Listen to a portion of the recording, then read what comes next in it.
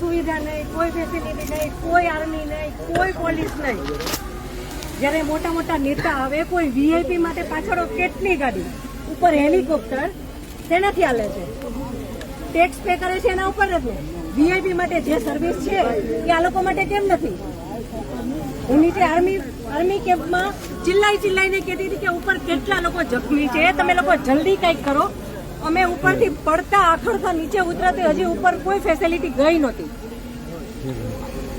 ઉપર આટલું બધું થઈ ગયું હતું, નીચે આર્મીને ખબર કેમ ન પડી કે ઉપર આ થઈ ગયું છે? આતંકવાદી અમારી સામે આવીને ગોળી મારી જાય છે, હિન્દુ મુસલમાનને અલગ કરીને હિન્દુના બધા ભાઈઓને ગોળી મારી છે. તો આપણી આર્મી કરે છે શું?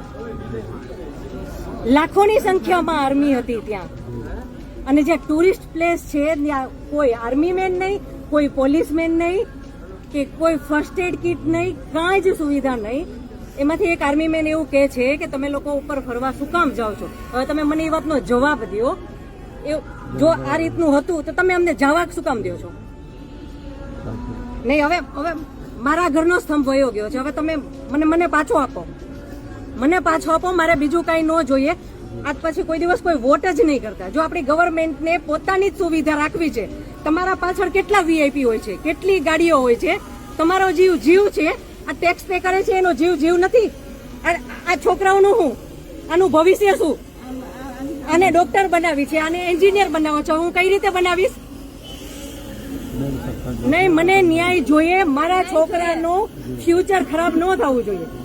આટલા વર્ષની સર્વિસમાં એને ટેક્સ તમે કટ કરીને તમે સેલરી આપો છો ને, અને ઉપર જતા અમે કઈ પણ વસ્તુ ખરીદીએ છીએ, ક્યાંય જઈએ છીએ, ફરીથી ટેક્સ, ટોલ ટેક્સ, બધા ટેક્સ તમે અમારી પાસેથી લ્યો છો.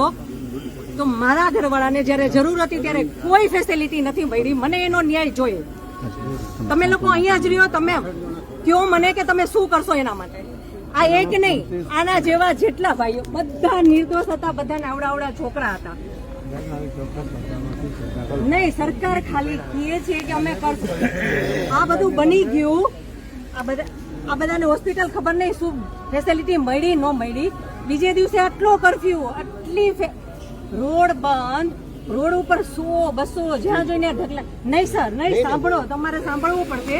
જ્યારે બધું પતી જાય પછી આપણી ગવર્મેન્ટ આવીને ફોટા પાડે છે કે અમે આર્મી ઓફિસર અહીંયા હતા, પોલીસ અહીંયા હતા, નેતા આવ્યા છે.